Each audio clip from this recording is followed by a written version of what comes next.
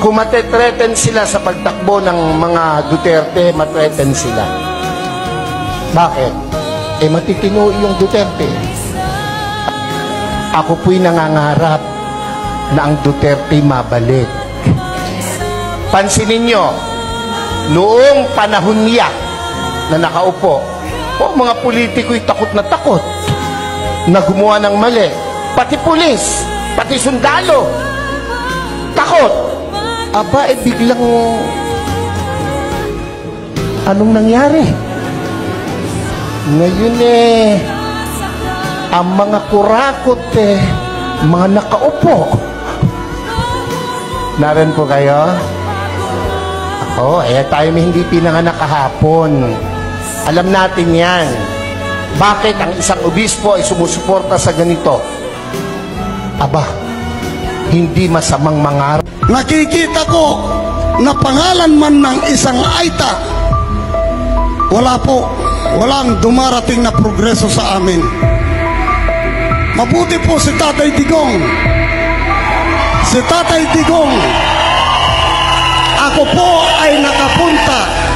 Ako po ay inimbitan niya sa kanyang opisina, kaya mamaya po mahintay natin siya. Ang aking pamumuno po hindi lang ngayon, panahon pa rin ni Tatay Digong o yung mga ibang presidente.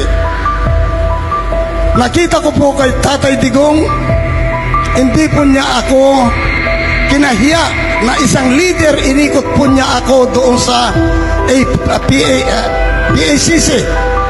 Yung kanya pong mga bodyguard, dinala po ako. Inikot po ako sa buong PACC. Pagkatapos inatid po ako sa upuan. Yung pagpalibing ko kay Marcos, I was just thinking of the family, and I was not even expecting anything, even a word, good or bad.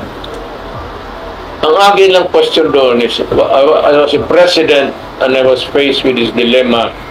There was this opposition na ayaw talaga. So, ang aking refuge was to go legal. So, una, was he former president? Yes, he was. Second, was he a war veteran? He was.